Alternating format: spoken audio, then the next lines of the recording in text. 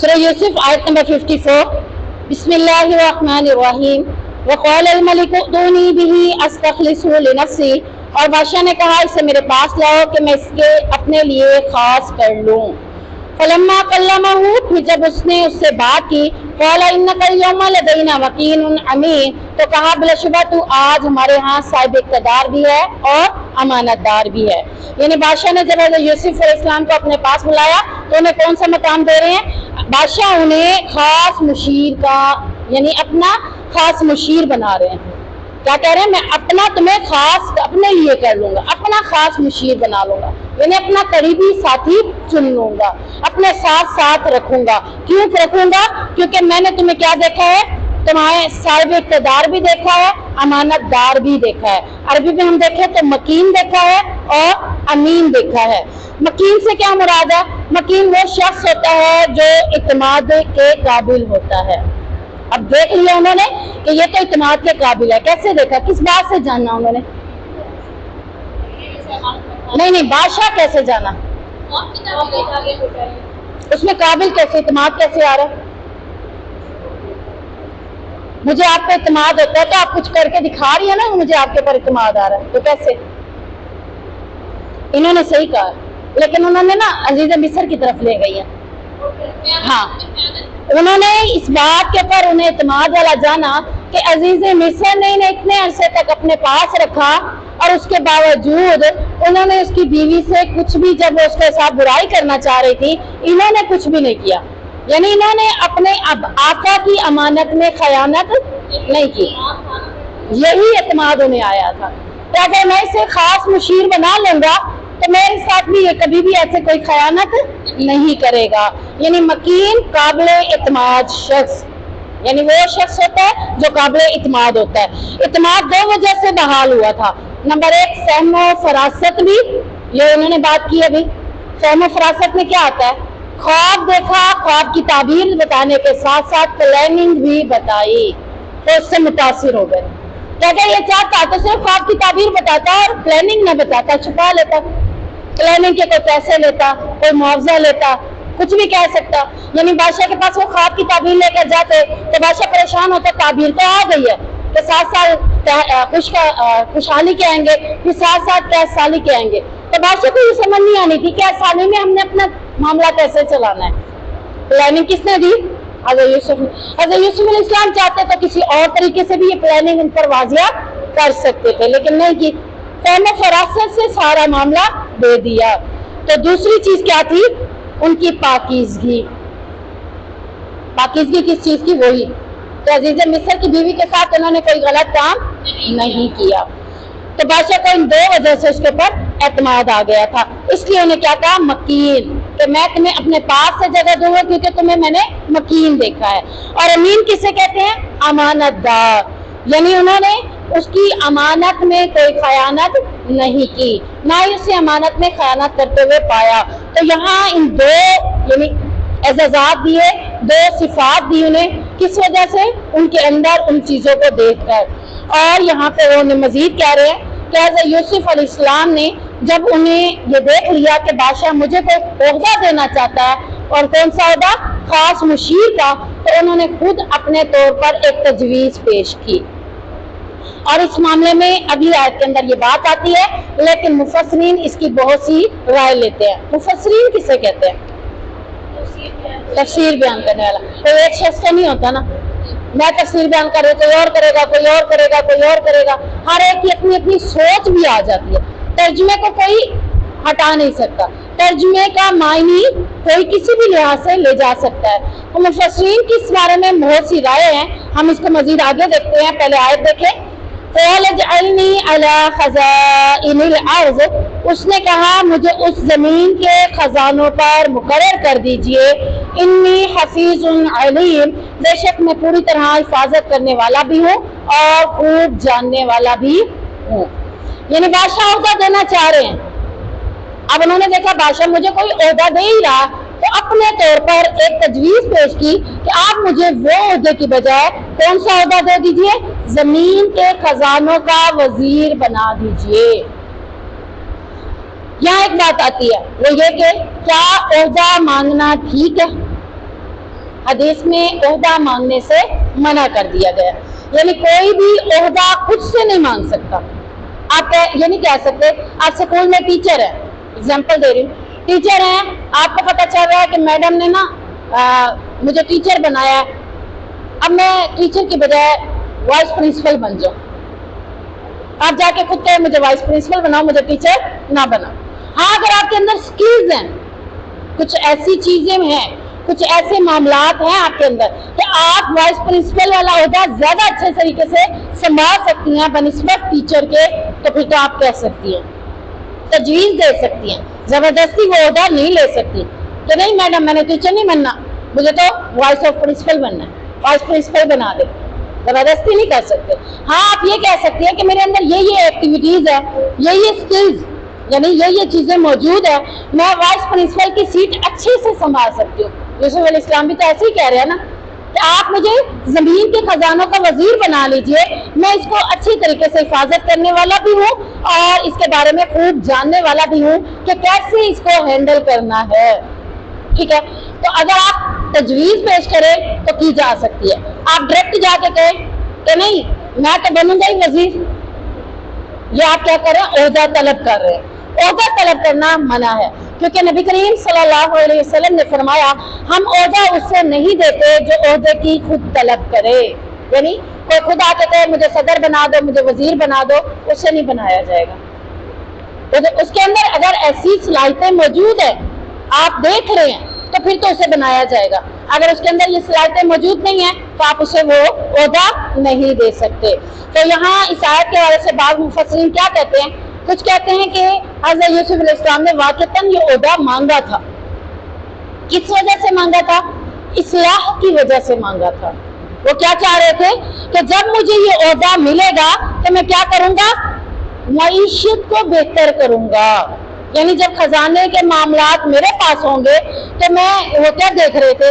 وہ مصر کے اندر دیکھ رہے تھے کہ جو امیر ہے وہ امیر سے امیر تر ہوتا چلا جا رہا ہے اور جو غریب ہے وہ غریب سے غریب تر ہوتا چلا جا رہا ہے۔ آپ کو پتہ ہونا چاہیے کچھ علاقوں میں، یعنی اس دور میں نہ تو ٹانگے تھے نہ گھوڑے تھے، یعنی اگر تھے تو بہت کم تھے، تو زیادہ تر سواری کے لیے کیا تھا؟ وہاں پہ مزدور رکھے جاتے تھے اور مزدور تخت اٹھا کر ایک جگہ سے دوسری جگہ لے جایا کرتے تھے، یعنی یہ ان کی سواری تھی۔ بائک نہیں ہے، سائیکل نہیں ہے، گاڑی نہیں ہے، کوئی موٹر بائک نہیں ہے، کچھ بھی نہیں ہے، تھے تو صرف چند ایک ٹانگے تھے۔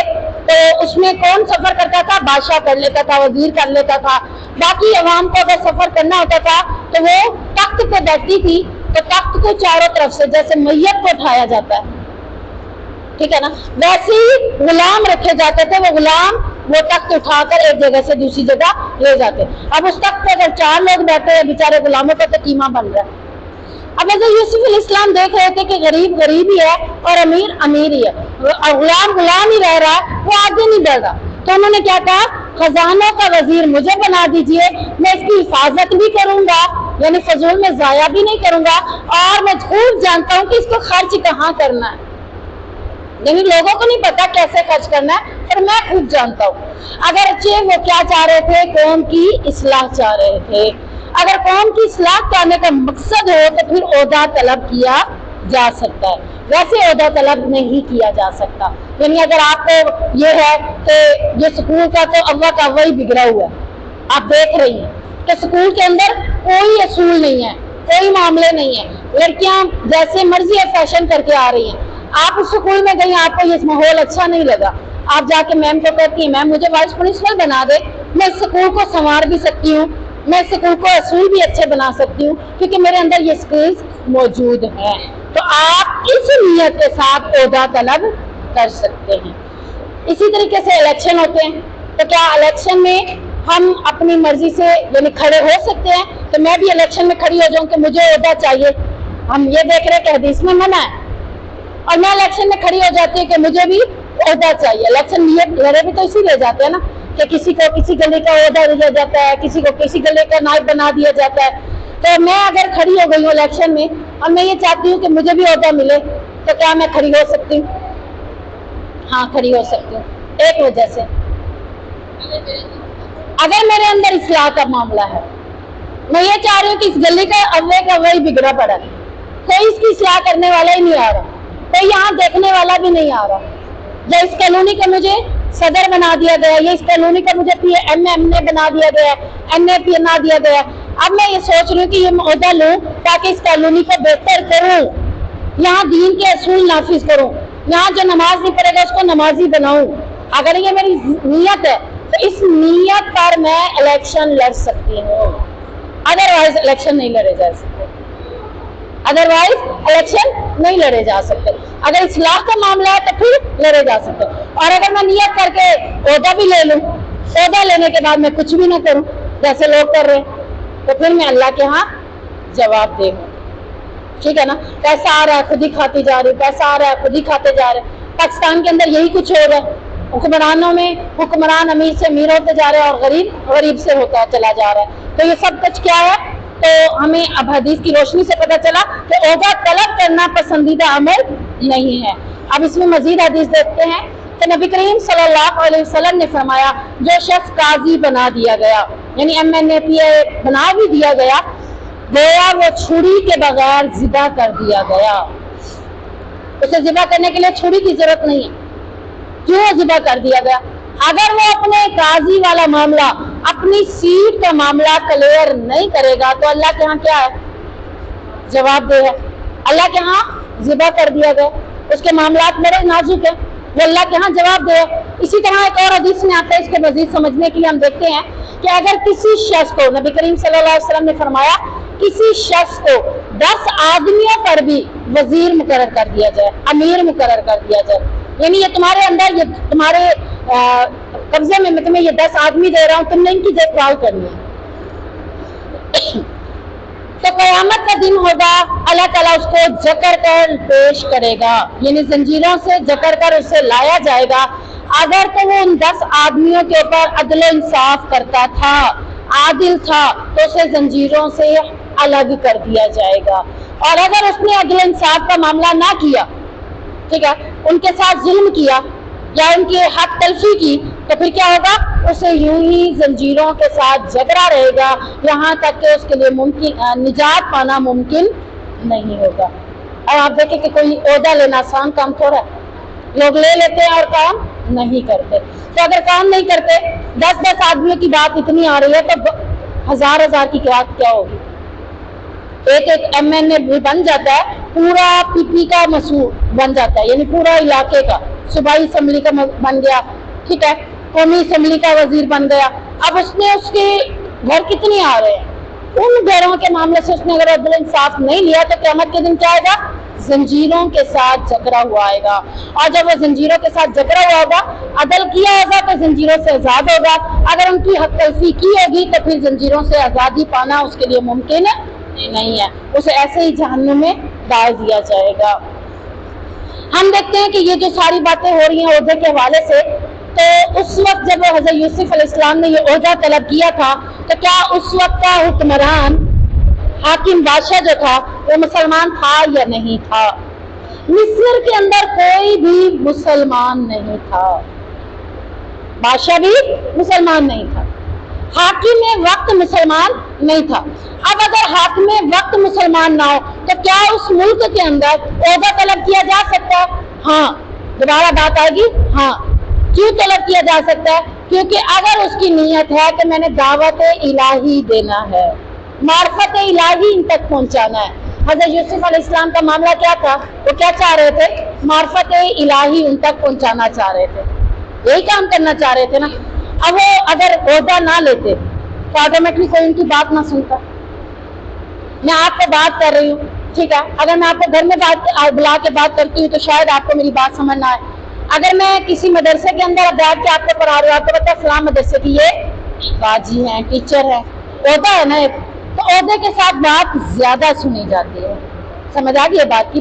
تو اسی طرح جب اوپر کے سطح پر عہدہ مل جائے گا تو آٹومیٹکلی معاملہ ٹھیک ہو جائے گا. اب ہم دیکھتے ہیں کہ ہمارے پاکستان کے اندر پارلیمنٹ کے اندر اچھے لوگ نہیں ہیں، ہماری حکومت میں اچھے لوگ موجود نہیں ہیں، عدل و انصاف والے لوگ موجود نہیں ہیں.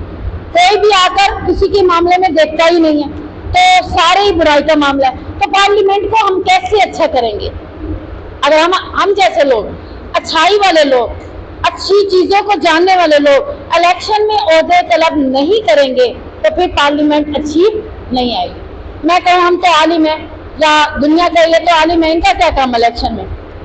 ٹھیک ہے نا، یہ الیکشن کیوں لڑ رہے ہیں؟ انہیں الیکشن نہیں لڑنا چاہیے۔ پھر کیا ہوگا پارلیمنٹ میں؟ پھر کون آئے گا؟ عالم تو نہیں آئے گا نا۔ جب عالم نہیں آئے گا برا انسان آئے گا، جب برا انسان آئے گا تو برائی پھیلے گی، اچھائی تو نہیں پھیل سکتی۔ آپ یہ تو توقع نہیں کر سکتے کہ وہ غریبوں کا ہمدرد ہوگا۔ غریبوں کا ہمدرد کون ہوگا؟ جسے معرفت الہی ہوگی، جسے علم ہوگا دین کا۔ تو عالم کو الیکشن میں اپنے لیے عہدہ طلب کرنا اس نیت کے ساتھ کہ میں بھی جب اس سیٹ پہ پہنچوں گا تو پارلیمنٹ کو ٹھیک کرنے کی کوشش کروں گا، تو یہ ٹھیک ہے۔ اسی طریقے سے ایک غیر مسلم کے اندر ایک شخص رہ رہا ہے۔ اب دیکھیں ہمارے پاکستان سے کتنے لوگ جاتے ہیں غیر مسلم علاقوں میں چلے جاتے ہیں، وہاں پر دو لوگ کھڑے اسی علاقے کے، دونوں ہی غیر مسلم ہیں۔ اب کیا وہ ووٹ دے گا یا نہیں دے گا؟ اسے ووٹ دینا چاہیے یا نہیں دینا چاہیے؟ کیونکہ دونوں نان مسلم ہیں، غیر مسلم ہیں، ووٹ ضائع نہیں کرنا چاہیے۔ ہمارے پاکستان کے اندر بہت سے لوگ حکمرانوں سے بدظن ہو کر اب ووٹ ضائع کر رہے ہیں۔ ایسا ہو رہا ہے کہ نہیں ہو رہا؟ ووٹ دینے کا کوئی فائدہ نہیں ہے، وہ کہتے ہیں ہونا تو وہی ہے جو انہوں نے کرنا۔ ہم ووٹ کو کیا کرتے ہیں؟ ضائع کر دیتے ہیں۔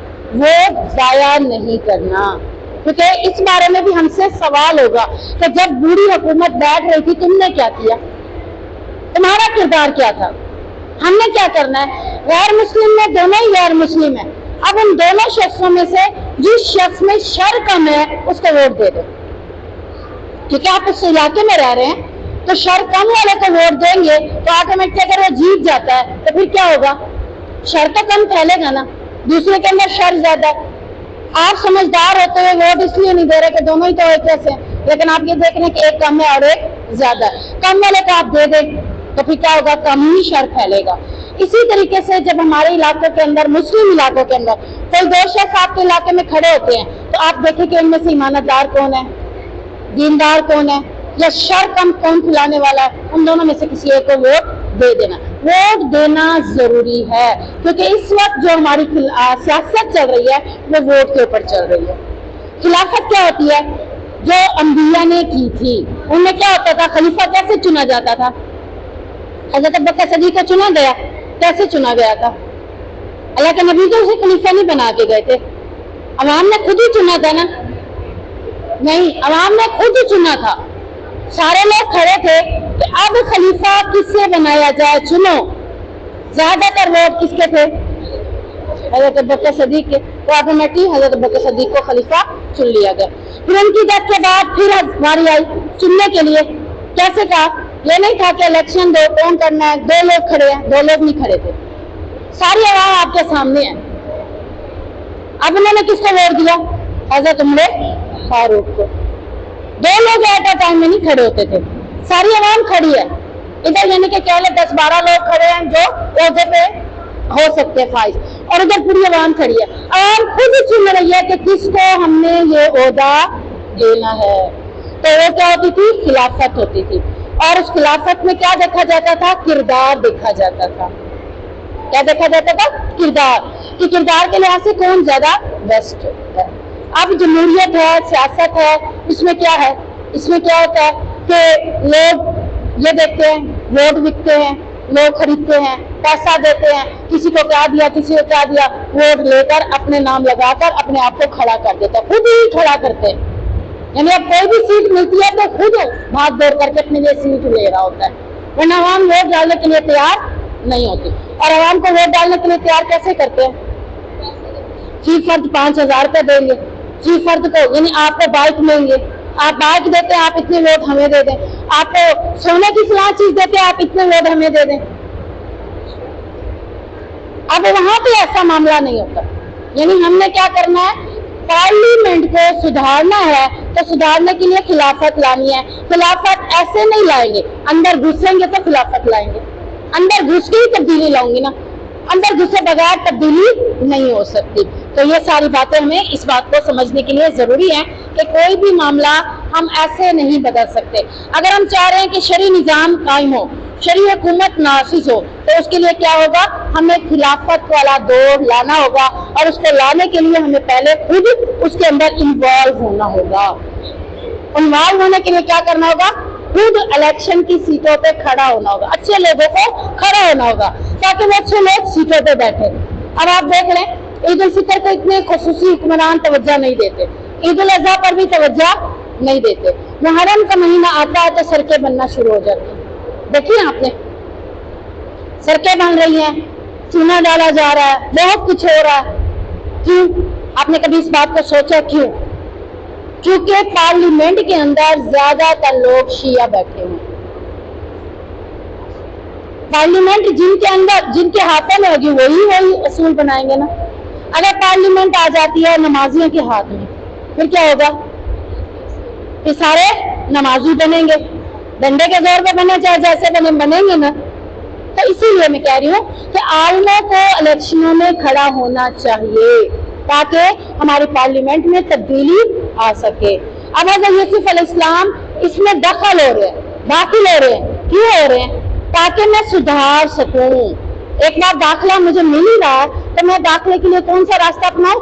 वो अपनाऊं जहां पे मैं इन गुलामों की जिंदगी को बेहतर बनाऊं, खजाने का मालिक बना दो। मुझे पता है कि जहां खर्ची करना है, वो गुलामों को देकर रोते थे कि इनके साथ ज्यादती हो रही है, वो उनको बेहतर रास्ता दिखाना चाहते थे। तो नबी करीम सल्लल्लाहु अलैहि वसल्लम ने भी मुख्तलिफ अदवार के हवाले से, हुकूमत के हवाले से मुख्तलिफ अदवार की निशानदही की है। आपने फरमाया बेशक तुम लोग नबूवत और रहमत के जमाने में हो, यानी कुल लोगों को, आप सहाबा को। कौन से दौर में चल रहे हो? नबूवत के दौर में भी हो और रहमत के दौर में भी तुम मौजूद हो। फिर खिलाफत और रहमत आएगी। अल्लाह के नबी के बाद क्या आई? खिलाफत आई और रहमत आई। नबूवत खत्म हो गई ना, नबी तो नहीं आएंगे, अब खिलाफत का दौर शुरू हो गया। फिर ऐसा होगा वैसा होगा, यानी बीच में तब्दीलियां होती रहेंगी, खिलाफत भी खत्म हो जाएगी। ऐसा वैसा से मुराद क्या है? खिलाफत भी खत्म हो जाएगी। हो गई खिलाफत खत्म, अब क्या चल रही है? जमहूरियत, सियासत। खिलाफत भी खत्म हो गई, नबूवत भी खत्म हो गई, अब जमहूरियत और सियासत चल रही है। फिर फरमाया फिर बादशाहत का दौर आएगा और जो सख्त होगा, लोग शराब पिएंगे। पी रहे हैं कि नहीं पी रहे? बादशाह का दौर आ गया ना, ये बादशाह है, ये वजीर है, ये फलां है। खिलाफत वाला कोई मामला नहीं है। तो अब क्या होगा? रेशम भी पहनेंगे, शराब भी पिएंगे। पहना जा रहा है रेशम, मर्द जात पहन रहे हैं ना रेशम। फिर इस हालत में भी उनकी मदद की जाएगी यहाँ तक कि कयामत कायम हो जाएगी, यानी फिर खिलाफत का दोबारा दौर आएगा। अब हमें पता होना चाहिए कि ये जो दौर चल रहा है जमहूरियत और सियासत का, लेकिन इसके बाद भी एक दौर आएगा, वो कौन सा होगा? खिलाफत का दोबारा दौर होगा। और उस खिलाफत के दौर के अंदर फिर सारा निज़ाम बेहतर हो जाएगा। और वो ऐसे तो नहीं आ जाएगा ना, स्टेप उठाने होंगे तो आएगा। आप देख रहे हैं कि बार बार यही बात आ रही है कि स्टेप उठाएं, स्टेप हम उठाएंगे, मदद अल्लाह की तरफ से आएगी। जब हम स्टेप उठाएंगे तो खिलाफत का दौर आएगा, और जब खिलाफत का दौर आएगा यहाँ तक कि फिर उसके बाद दोबारा मामला खराब होगा और फिर कयामत वाक़या हो जाएगी। तो यहाँ पर हज़रत यूसुफ अलैहिस्सलाम खुद इन तमाम मामलातों को संभालने के लिए ये बहुत बड़ी जिम्मेदारी, यानी ये ओहदा नहीं है, असल में क्या है? जिम्मेदारी। हम जब इसे ओहदा समझते हैं ना तो फिर हम अपने आप को कुछ समझने लग जाते हैं, हाय मैं तो ये बन गई, फिर क्या आ जाता है? तकब्बुर भी आ जाता है। तो अगर मैं इसको जिम्मेदारी समझूं, ये बहुत बड़ी जिम्मेदारी मेरे कंधों पर डाल दी गई, मैं कैसे एक एक की जिम्मेदारी को अदा करूंगी? जिम्मेदारी का लफ्ज जैसे ही ज़हन में आता है ना तो ऑटोमेटिक ये सोच आती है कि अगर मैंने ये जिम्मेदारी पूरी ना की तो फिर मैं कहूँगी अल्लाह के यहाँ जवाबदेह होंगी। तो हमें ऐसे फितने के दौर में अब क्या करना है? हमें ऐसे फितने के दौर में हर लम्हे में अपने ईमान को बचाना है। जो हम अपना ईमान ज़ाया कर रहे हैं, ज़ाया करने की बजाय इसको बचाना है और बुराई के लेवल को कम करने की कोशिश करनी है। तो दुनिया में बुराई मिट जाए, अच्छाई नाफिस हो जाए और हर लम्हा अपने ईमान को बचाते रहें। तो इंशाअल्लाह अज़ीज़ ये हमारा काम है जो हमने करना है, अपने ईमान को बचाना है और बुराई को खात्मा करने की कोशिश करनी है। अल्लाह ताला हमें समझने और अमल करने की तौफीक अता फरमाए। सुब्हानक अल्लाहुम्मा व बिहम्दिका अशहदु अल्ला इलाहा इल्ला अंता अस्तगफिरुका व अतूबु इलैक।